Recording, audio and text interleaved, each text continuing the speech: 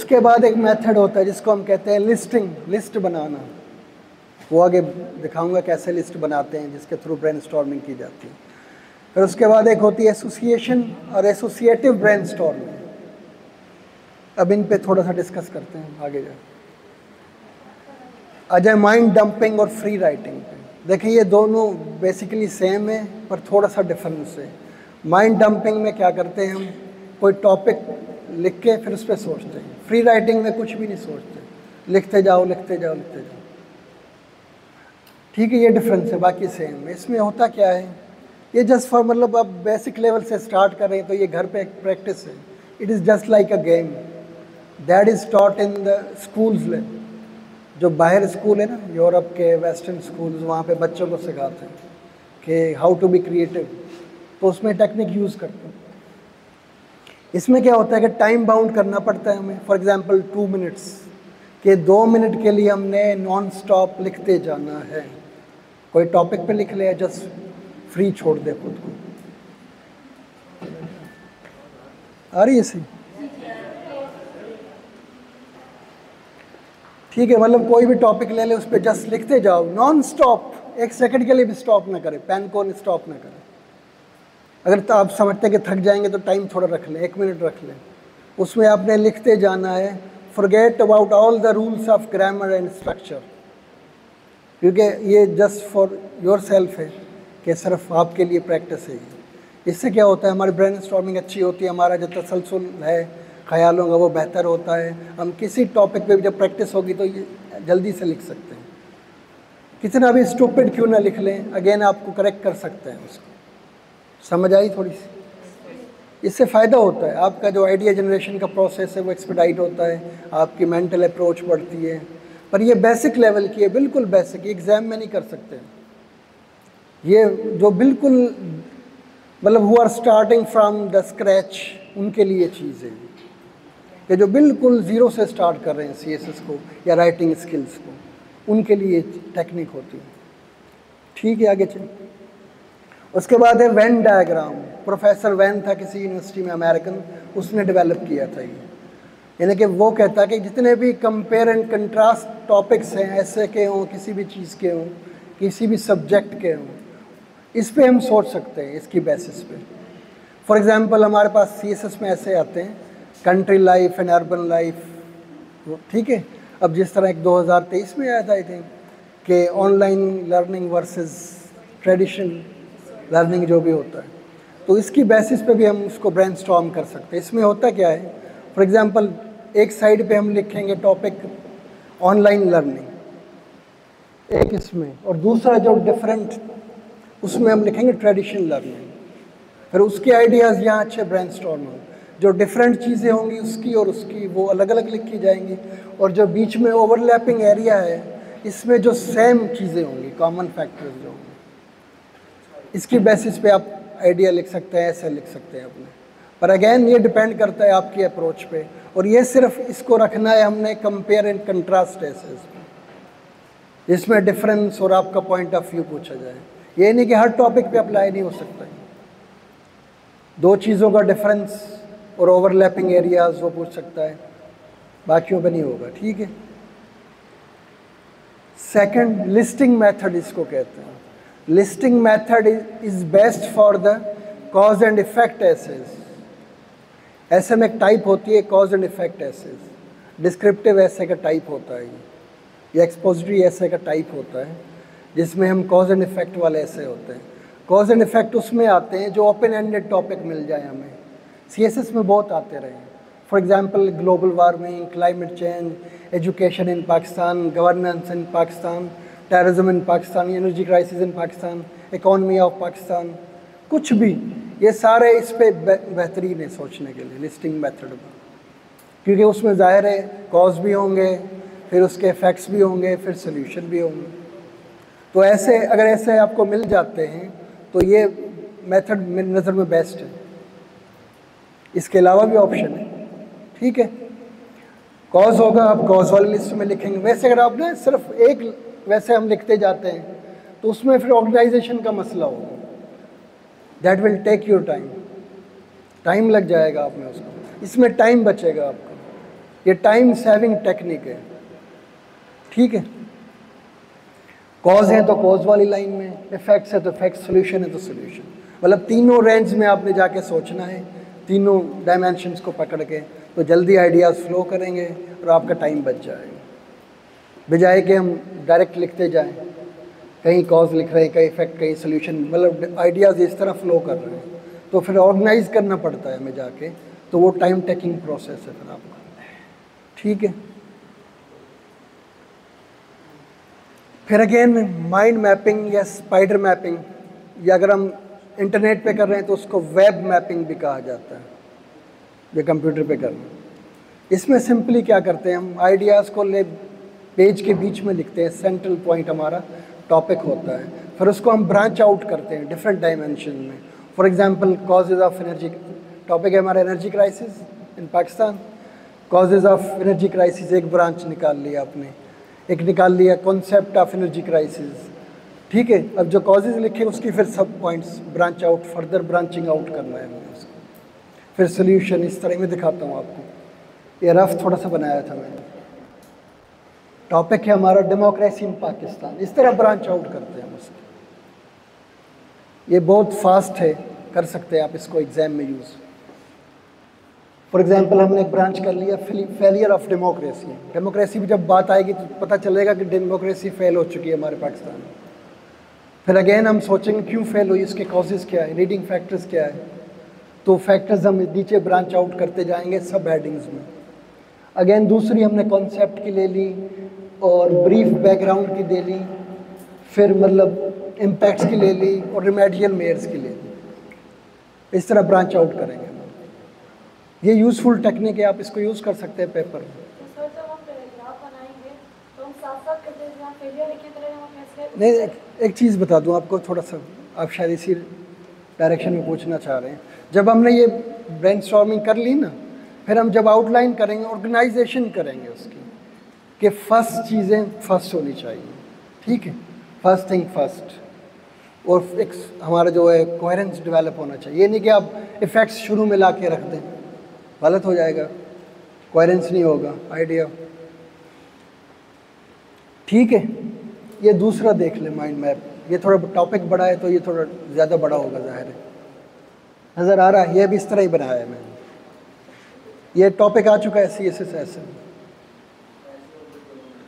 अब इस तरह हमने इसकी माइंड मैपिंग या स्पाइडर मैपिंग, व्हाटएवर जो आप कहें, एक स्पाइडर सा बन जाता है ना, स्पाइडर देखा है ना आपने, तो इस तरह करते हैं हम नॉर्मली, और ये बहुत यूज़फुल है, देख लें जस्ट फॉर आइडिया। पहले जस्ट एक मॉडल बनाया था, ये तो मैंने पूरा किया है तकरीबन, जल्दी जल्दी में जो भी हो सके। ये रफ, हाँ, बैक पेजेस पे रफ जो काम है ना वो पीछे ही होगा, याद रख, वो रफ वर्क होता है, उसके लिए हैं पेजेस हमारे पास। समझ आ रही है? देख लिए सबने? ठीक है, अब आ जाएंगे, एक और मेथड है ब्रेनस्टॉर्मिंग की टेक्निक का, उसको हम कहते हैं क्वेश्चन मैट्रिक्स या जर्नलिस्टिक क्वेश्चंस। जर्नलिस्टिक क्वेश्चंस क्यों कहा जाता है इनको, थोड़ा आइडिया? बिल्कुल सिंपल सी बात है। सॉरी, यानी कोई टॉपिक है सर, हम उसके बारे में देख रहे हैं तो कब हुआ, कैसे हुआ, कहाँ हुआ। बिल्कुल सिंपली एक जर्नलिस्ट जो होता है ना, कोई भी अच्छा जर्नलिस्ट उठा ले, फॉर एग्जांपल कोई भी एक रिपोर्टर उठा ले, डॉन का या जियो का, ARY का, कोई भी इशू हुआ है, फॉर एग्जांपल के गॉड फॉरबिड के कराची में कोई बम ब्लास्ट हुआ है या सुसाइड अटैक हुआ है, तो वो क्या करेंगे, इन सवालों की बेसिस पे अपनी रिपोर्ट बनाएंगे। ये सवालों को मद्देनज़र रख, इनमें से एक भी छोड़ दिया उसकी रिपोर्ट अच्छी नहीं बनेगी, मतलब वो जर्नलिस्ट नहीं कहला सकता। शाहज़ेब खानज़ादा है, प्रोग्राम करता है, कोई भी इशू लेगा तो पहले ब्रेनस्टॉर्मिंग करेगा इन चीज़ों पे कि ये नॉलेज मेरे पास होनी चाहिए, तो फिर अगले की खाल उतारूँ। और one of the best journalist Shahzeb Khanzada.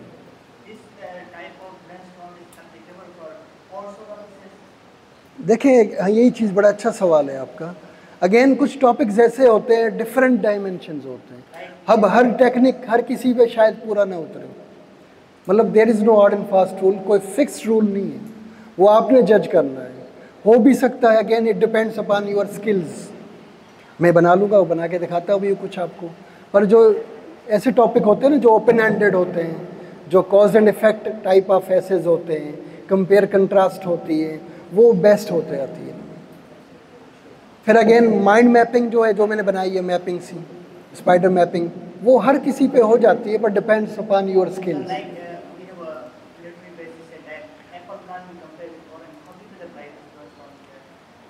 अच्छा, एप्पल एंड ऑरेंज का जो है ना, ये वेन डायग्राम पे भी हो सकता है। देखें ना आप, उसके पहले दोनों को जायज़ा लेंगे ना, आर्गुमेंटेटिव ऐसे अपना स्टांस करेंगे, उन दोनों के पॉइंट्स की बेसिस पे करेंगे, वो वेन डायग्राम पे हो जाएगा आपका। अगेन डिपेंड करता है nature of the topic and your skills. ठीक है, जब आप प्रैक्टिस करेंगे तो आपको आइडिया हो जाएगा मैंने क्या करना है। और आपके पास ये जो 3 लास्ट है ना, माइंड मैपिंग हो गया, क्वेश्चन मैट्रिक्स, एसोसिएटिव ब्रेनस्टॉर्मिंग, ये तो बहुत इंपॉर्टेंट है, इनमें से कोई भी कर सकते हैं। अब देखें, इसको मैं यूज़ करता हूँ। अब हमारे पास सिंपल टॉपिक लेते हैं, मैं ज़्यादा बड़े टॉपिक नहीं उठा रहा, वो बाद में दिखाऊंगा आपको। हमारे पास ये ऐसे आ चुका है काफ़ी बार, टेररिज्म इन पाकिस्तान, सिंपल है, ओपन एंडेड ऐसे, कॉज एंड इफेक्ट ऐसे है। ठीक है, अब इस पे हम क्वेश्चन मैट्रिक्स जो मैंने 5 Ws और 1 H बताया है, वो इस पे हम फिट करते हैं। अब देखिए, खुद आप आइडियाज़ आपके जहन में आएंगे हमने क्या लिखना है। What is terrorism, simply definition और कॉन्सेप्ट। ठीक है, कोई भी टॉपिक हो, गुड गवर्नेंस हो, बैड गवर्नेंस हो, इकोनॉमी हो, कुछ भी हो, व्हाट में क्या सोचेंगे कि हम सवाल बना लेंगे व्हाट इज टेररिज्म, यानी कि it is asking about definition and concept, all that. ठीक है, तो ये हमारा बन गया। वेयर, यहाँ तो सिंपल जाहिर है, सेल्फ एविडेंट के पाकिस्तान में तो है, फोकल पॉइंट पाकिस्तान होगा, पर अगेन आपको टॉपिक्स लेने आइडिया अफ़गानिस्तान से, यूएस से, मिडल ईस्ट से ले सकते हैं। ठीक है, व्हेन फॉर एग्जांपल सवाल बनाते कि व्हेन वाज टेररिज्म कॉज्ड, कुछ भी, मतलब टेररिज्म के कॉजेज पूछ रहे हैं कि कब से टेररिज्म है और क्यों। तो व्हेन आपको बताएगा कि आपने थोड़ी ब्रीफ बैकग्राउंड, हिस्ट्री, ओरिजिन और क्या कहते जेनेसिस लिखना है। हम बताएंगे, हमारा फ़िलहाल टॉपिक है पाकिस्तान, तो पाकिस्तान पे ही फोकस करेंगे। तो हम जाके वो यूएस की पॉलिसी, अफ़गान वार्स, तालिबान, ज़िया-उल-हक, सारा वो लिखेंगे जहाँ से टेररिज्म स्टार्ट होता है हमारा। ठीक है, अब किस पे थे हम, व्हेन पे। अब हु, यहाँ पे हम फॉर एग्जांपल हम यहाँ पे कर सकते हैं डेवलप के, who were the responsible for terrorism. Terrorism पे आप काफ़ी जहन में आएंगे, उनकी पॉलिसीज़ आपने लिखनी है, ज़िया-उल-हक की पॉलिसी लिखनी है, और आप क्या नाम, उसामा बिन लादेन हो गया, मुल्ला उमर हो गया, जॉर्ज W बुश, इनकी वजह से टेररिज्म ज़्यादा, यानी कि अमेरिका में हम बुश की पॉलिसीज़ जहाँ से टेररिज्म और ज़्यादा बढ़ गया बजाय कम होने का, तो इनका हम लिख सकते हैं। वहाँ टेररिज्म की असल जड़ें इधर से आती हैं। और भी हैं छोटे मेन एक्टर्स, और भी हैं, पर ये जो है ये ग्लोबल एक्टर्स हैं। ठीक है,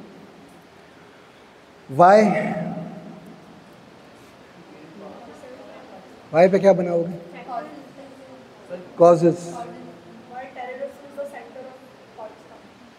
इस पे डिफरेंट बना सकते हैं, मैं आपको दिखाता हूँ। Simply why terrorism, sorry reasons, हाँ ठीक है। हाउ, अब इसमें 2 चीज़ें ले सकते हैं हाउ में। फॉर एग्जांपल हम कहें कि हाउ, जब इफेक्ट्स भी तो लिखने हैं ना हमने, तो how terrorism has affected Pakistan, तो कॉज एंड इफेक्ट ऐसे है, तो इफेक्ट तो आएंगे ही आएंगे इसमें। फिर how to eradicate terrorism from Pakistan. ठीक है, अब देखें पूरा ऐसे हमारा बन गया, आउटलाइन बन गया इस पर हमारा। ये थोड़ा देख लें ताकि मैंने थोड़ा सा वो किया, ये थोड़ा समझा दिया, जो आप लोगों ने सोचा है वो समझा दिया। देख लें थोड़ा सा। व्हाट, यानी कि what is definition concept of terrorism, या what is terrorism, where does terrorism exist, Pakistan में है तो पाकिस्तान में बता रहा है। फिर जो प्राइमरी दूसरे आपके सेकेंडरी एरियाज़ हैं अफ़गानिस्तान वगैरह, यूएस, ग्लोबल पूरा वो ले सकते हैं, पर फोकस आपका पाकिस्तान पे होगा सारा, क्योंकि ये रिफ्लेक्ट कर रहा है कि terrorism in Pakistan.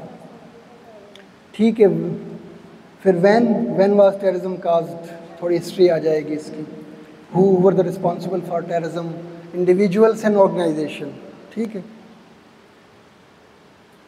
why did terrorism come into existence? Simply causes or leading factors. How has terrorism affected Pakistan? इसके effects लिखने हैं, implication और fallout, whatever you say. How to eradicate terrorism? Remedial measures आ गए, solution आ गए, जो भी कह लें, strategy आ गई, आपकी strategy क्या है, way forward क्या है, वो इसमें आ गया। अब पूरा हमारा आउटलाइन बन गया, पूरा ऐसा इधर से बन गया, क्वेश्चन मैट्रिक्स के यूज़ करते हुए। ठीक है, समझ आ रहा है?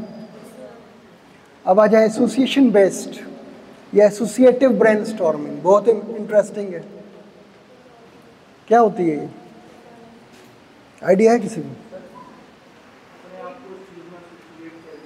अपने आप को नहीं, टॉपिक जो होगा ना उससे हम दूसरे आइडियाज एसोसिएट करेंगे, वर्ड्स जो मिलते जुलते हैं उससे। सिनोनियम्स ठीक है, बट एंटोनियम्स नहीं। सिंपली देखें, क्या कह रहे, देखिए वो सब पे हो सकता है, बस आपकी अंडरस्टैंडिंग पे डिपेंड करता है। वो मैं आपको दिखा दूंगा, जो लिटरेरी कोटेशन फिलोसफिकल उसमें बहुत ज़्यादा कर सकते हैं आप, वो हर पे ही कर सकते हैं, कोई इशू नहीं। आपको सिंपल टॉपिक पे दिखाऊंगा मैं। For example Rome was not built in a day, इस पे भी मैं बना दूंगा, जो भी टॉपिक ले लें। और इससे क्या करते हैं हम, उस टॉपिक से जो मेन टॉपिक होता है उससे रेलेवेंट चीज़ें हम वर्ड्स सोचते हैं, जो कि फिर आइडियाज़ बन जाते हैं। फॉर एग्जांपल आ जाए इस पे, टॉपिक है हमारा simple importance of education in society. अब यहाँ पे जो हमारा जो फोकल वर्ड है वो क्या है, एजुकेशन।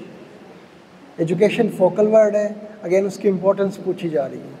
तो हमने इन दोनों वर्ड्स को अंडरस्टैंड करके इनकी डायरेक्शन में हमने वो आइडियाज़ ब्रेनस्टॉर्म करने हैं, एसोसिएट करने हैं। बल्कि अब सिंपली सारी चीज़ें छोड़ दो, ये अब आपका काम है थोड़ा सा। अब एजुकेशन लफ्ज़ सुन के आपके माइंड में कौन सा आइडिया आता है?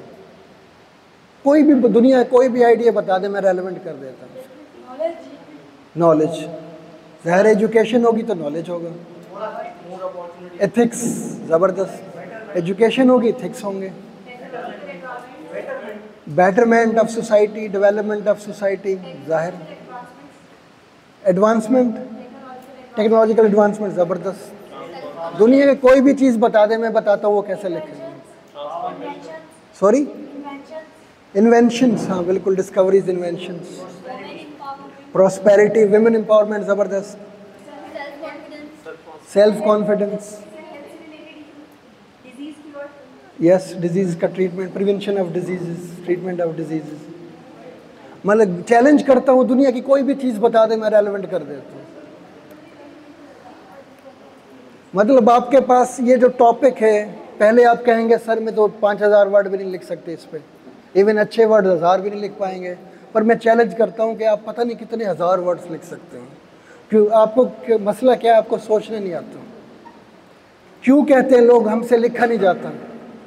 ये 5000 जो 3500 4000 वर्ड्स मांगे जा रहे हैं ऐसे पेपर में, मतलब it is a hard nut to crack. क्यों ऐसे सोचते हैं? क्योंकि आपको पता ही नहीं सोचना कैसे। असल चीज़ ये है, जब आपके पास कंटेंट नहीं होता, उस कंटेंट की वजह ये है कि आपको सोचना नहीं आता। यकीन करें, कोई भी टॉपिक लें, अगर आपको सोचना आता है तो आप उसको क्रैक कर लेंगे। दुनिया के कोई भी topic, whatever under the sun। देखिए बहुत सारे आइडियाज़ हैं, आप कोई भी आइडिया बताएं, मैं रेलेवेंट कर देता हूँ उसको। इसको कहते हैं एसोसिएटिव ब्रेनस्टॉर्मिंग। आपने तो अभी बहुत कम बताएं, और बता सकते हैं। देखिए सिंपल सी बात है, जब मैंने आपको एक तरीका बताया हुआ है, बाद में आखिर में भी बताऊंगा, सबसे पहले तो हमने एक मल्टी डायमेंशनल अप्रोच लेनी है, social, economic, political, ethical, psychological, technological, कितने पॉइंट्स हैं हर के अंदर जाके सब डायमेंशन क्या पता नहीं कितने पॉइंट्स निकाल के ले आओ। तो बहुत सारे, यकीन करें इस पे मैं, आप कितने पॉइंट्स आपके आउटलाइन में कितने लिखने होते हैं? ज़्यादा ज़्यादा 20 पॉइंट्स, 20,000 पॉइंट्स लिख सकते हैं आप इसमें, 20 लाख पे लिख सकते हैं। हल हो गया मसला आपका।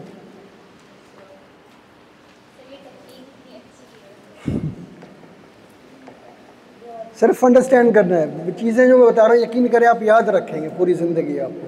वैसे कितने अच्छे टीचर्स आपको मिले, और मैं चैलेंज करता हूँ कि इतनी चीज़ें इतने कम टाइम में कोई नहीं पढ़ाता। मैं भी मार्केट घूम के आया, मुझे भी पता है, हमने भी तैयारी की है CSS की। तो ये रिसर्च है तो है, ठीक है, समझ आ रहा है, इंटरेस्टिंग लग रहा है ना। कोई भी टॉपिक ले लें, मैं एजुकेशन तो जस्ट मैंने वैसे ही कह दिया है क्योंकि ये सबको पता है। मोबाइल फ़ोन ले लें, पेन ले लें, कुछ भी ले लें, लैपटॉप ले लें, बहुत सारे आइडियाज़ लिख सकते हैं आप। असल चीज़ यही है मैं जो सिखाना चाह रहा हूँ। शुरू में मैंने कहा था कि मेरा फोकस है सोचने पे, क्योंकि हमारा जो एजुकेशनल ड्रॉबैक है ना पाकिस्तान का, कितना अच्छा इंस्टीट्यूट ले लें, यूनिवर्सिटी ले लें, वहाँ पे हमें सिखाया जाता है कि what to think, this is a recipe to disaster. हमें सीखना है कि हाउ टू थिंक। अगर व्हाट टू थिंक पे फोकस करेंगे तो you will follow rote learning methods, ठीक है। अब थोड़े से प्रिंसिपल ब्रेनस्टॉर्मिंग के सिंपल सी ये मैं डिस्कस भी कर चुका हूँ, पर अगेन रिपीट करवा रहा हूँ ताकि आपको फोकस बना रहे, आपका कोहेरेंस बना रहे। कुछ चीज़ें मैं दोबारा रिपीट कर रहा हूँ डिफरेंट स्टाइल्स, वो just for the sake of flow. अब ब्रेनस्टॉर्मिंग की ये चीज़ें आपने पूरी करनी है, तभी अच्छी ब्रेनस्टॉर्मिंग कर सकते हैं, वरना नहीं कर सकते। पहले टॉपिक को अंडरस्टैंड करना है, वही बात कि टॉपिक जो हम सिलेक्ट करते हैं उसको अंडरस्टैंड करना है हमने, उसकी रिक्वायरमेंट क्या है, कौन से डायमेंशंस मांग रहा है, लिमिटेशंस क्या हैं। अंडरस्टैंड कर पाओगे तभी ब्रेनस्टॉर्म कर पाओगे, तभी लिख पाओगे। अगर अंडरस्टैंड गलत किया तो पूरी brainstorming will and in smoke, ज़ाया हो जाएगी। तो हमने टॉपिक लाजमी अंडरस्टैंड करना। अब ये तो सिंपल था, इंपॉर्टेंस ऑफ एजुकेशन, तो इसमें आपको पता है कि एजुकेशन टॉपिक है, उसके इंपॉर्टेंस के पॉइंट्स लिखने हैं हमें कि इसके फ़ायदे क्या हैं, बेनिफिट्स क्या है, सिग्निफिकेंस क्या है, ठीक है। फिर आपने ब्रेक डाउन करना है कीवर्ड्स ऑफ द टॉपिक, क्योंकि काफ़ी वर्ड्स जो होते हैं ना, वो पूरा एक कोटेशन होता है, पूरा सेंटेंस भी हो सकता है, या simply importance of education in society, ये भी 4-5 वर्ड हैं। तो इसमें आपने ब्रेक डाउन करना है वर्ड्स को और समझना है कि एक तो हमें ये हमारा जो मेन टॉपिक है वो है एजुकेशन, और दूसरा हमारा मेन वर्ड है इम्पोर्टेंस, तीसरा मेन वर्ड है हमारा society. Society means overall society, Pakistani specific नहीं है, पाकिस्तानी सोसाइटी के बारे में ज़्यादा लिख सकते हैं, पर you are free to delve into any society of the world. But एक चीज़ याद रखें, जहाँ पाकिस्तान का नाम भी ना हो ना, पाकिस्तान की वहाँ पे ज़्यादा आपको लिखना वैसे ही पड़ जाता है, क्योंकि वो इश्यूज़ हमारे यहाँ प्रीवेल करते हैं। अमेरिका में एजुकेशन का क्राइसिस नहीं चल रहा, यूरोप में नहीं चल रहा, फ्रांस में नहीं चल रहा। तो ये चीज़ें थोड़ा अंडरस्टैंड किएगा। बड़ी है कि ये आपका ग्लोबल पर्सपेक्टिव, आप आज़ाद हैं, कुछ भी लिख सकते हैं, पर अगेन हमें थोड़ा सा स्पेसिफिक पाकिस्तान को करना होगा। तो कीवर्ड्स को ब्रेक डाउन करेंगे तो हमारे पास आइडियाज़ आएंगे। अगर एक ही वर्ड पे फोकस करेंगे तो यू विल बिकम इररेलेवेंट, ठीक है। हमारा टॉपिक है एजुकेशन इन सोसाइटी नहीं, हमारा टॉपिक है importance of education in society, ठीक है। दूसरा, आपने अपने जहन को फ्री रखना है। जब ब्रेनस्टॉर्मिंग, खास करके पेपर में जब आप बैठे हो, तो आपने टेंशन थोड़ी सी दूर कर लेनी है। अगर आपने प्री ऑक्यूपाई कर लिया ना कि यार मैंने तो फेल ही होना है, फिर शायद आप ना कर पाए अच्छी ब्रेनस्टॉर्मिंग और फेल ही हो जाएंगे। What you think you become. तो आपने अपने माइंड को पैराशूट की तरह खोलना है, जैसे ऊपर से पैराशूट आता है, कोई रुकावटें नहीं होती, फ्री फ्लो होता है उसका, फ्री फॉल होता है। इस तरह अपने जहन को खोल लें तो डिफरेंट आइडियाज़ आएंगे। अगर आप प्री ऑक्यूपाई करेंगे ना कि यार मुश्किल होगा मेरे लिए, पता नहीं कैसे लिख पाऊँगा, मैंने अभी ब्रेनस्टॉर्म करना, आउटलाइन बनाऊंगा, फिर लिखूंगा, 3 घंटे है मेरे पास, 3500 वर्ड मांगे जा रहे हैं, ये है प्री ऑक्यूपेशन। तो ये गलत है, it can be dangerous for you. फिर हमने रेलेवेंट और फोकस्ड रहना है टॉपिक पे, यानी कि वो पॉइंट्स हमने ब्रेनस्टॉर्म करने हैं that are relevant and focused to the topic. Irrelevant नहीं, तभी मैं कह रहा हूँ कि understand the topic, break down the topic. ये 2 चीज़ें कर ली तो आप खुद ऑटोमेटिकली रेलेवेंट हो जाएंगे।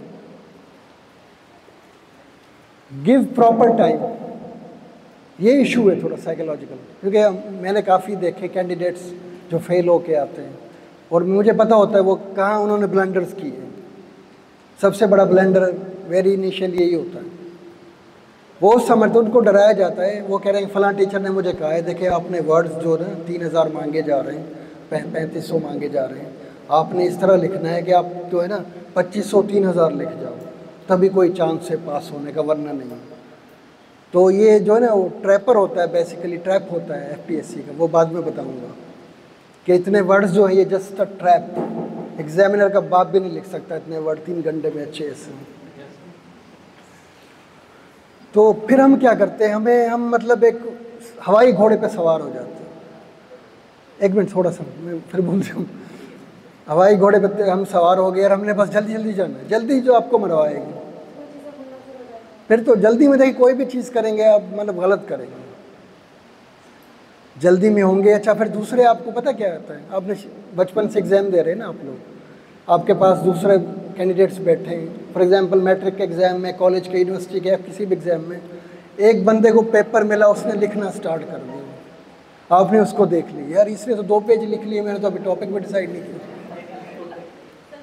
यकीन करें 100% मैं चैलेंज करता हूँ CSS लेवल पे खास करके, कि जिस बंदे को पेपर मिले और वो 5 मिनट बाद ही अपना ऐसे लिखना शुरू हो जाए, तो समझो कि वो क्या है, वो जाहिल का बच्चा है, जाहिलों का ब्रांड एम्बेसडर होगा पक्का हो। तो जस्ट इनके प्रॉपर टाइम दे, और टाइम कैसे मैनेज करना है, मेरी आखिरी स्लाइड यही है कि आपने किस चीज़ को कितना टाइम देना है ताकि आपका अच्छा ऐसे। एक इंटरेस्टिंग बात बताऊँ आपको उससे जाने से पहले, जब मेरा पहला अटैम्प्ट था 2011, मैंने कहीं से ऐसे राइटिंग या कोई भी सब्जेक्ट दुनिया का पढ़ा ही नहीं, मैंने किसी टीचर से, किसी एकेडमी से, इवन अ सिंगल वर्ड। मुझे अपने स्किल्स पे भरोसा था, मेरी अपनी प्रैक्टिस थी। तो मुझे 1.5 घंटा लगा ब्रेनस्टॉर्मिंग और आउटलाइन फॉर्मेशन। पेपर में बता रहा हूँ 1.5 घंटा, इसका मतलब ये है कि मैं फेल हो जाऊंगा नहीं। मेरे पास यकीन करें मैंने 25 पेजेस लिखे हैं और मेरा स्कोर 50+ था फर्स्ट अटैम्प्ट। 1.5 घंटा बता रहा हूँ, यानी कि कोई मसला नहीं है आपके लिए। पर अगेन ये डिपेंड करता है आपके अंडरस्टैंडिंग पे, आपके स्पीड ऑफ राइटिंग से। मुझे पता था मैं लिख लूँगा, मेरी राइटिंग स्किल्स है, मुझे इंग्लिश आती है, मैं लिख लूँगा। बस मुझे इशू था सोचने में कि अच्छा सोचना है। And I was first decent choice, I was very choosy. मैं कोई भी चीज़ पढ़ा लूँ, मुझे लगता है मैंने अच्छी नहीं पढ़ाई। मैं कोई चीज़ लिख लूँ, मुझे लगेगा मैंने बहुत गलत लिखी है। तो इस तरह की सिचुएशन थी मेरे साथ। तो प्रॉपर टाइम देना है, कितना प्रॉपर मैं आखिरी स्लाइड में बताऊंगा कि आपने पूरा ऐसे किस तरह टाइम मैनेज करना है। अब आ जाए टाइप्स ऑफ ऐसे, बहुत इंपॉर्टेंट है। जब आपको टाइप का ही पता नहीं होगा शायद आप गलत लिख जाएं। टाइप्स ऑफ ऐसे तो पढ़ रहे हैं, पर अगेन एफपीएससी की एक डिफरेंट ट्रिक है और वो होनी भी चाहिए। अब यहाँ पे जो हम 5 टाइप पढ़ेंगे, मेजर 4 टाइप, वैसे बेसिक 4 होते हैं, उनको ब्रेक डाउन करें तो 7-8 बन जाते हैं। अब एफपीएससी कहता है, वो पेपर भी दिखाऊंगा आपको कि ये सारी फॉर्म्स है कि ऐसे में लिख के आओ तो स्कोर मिलेगा। अब वो कैसे लिखते हैं चलते हैं, फिलहाल थोड़ा आइडिया दे दूँ। वैसे ये फॉर्म्स ऑफ टाइप्स ऑफ ऐसे होती हैं, ये एग्जाम में आती हैं, सीएसएस में भी डिफरेंट आती रहती हैं।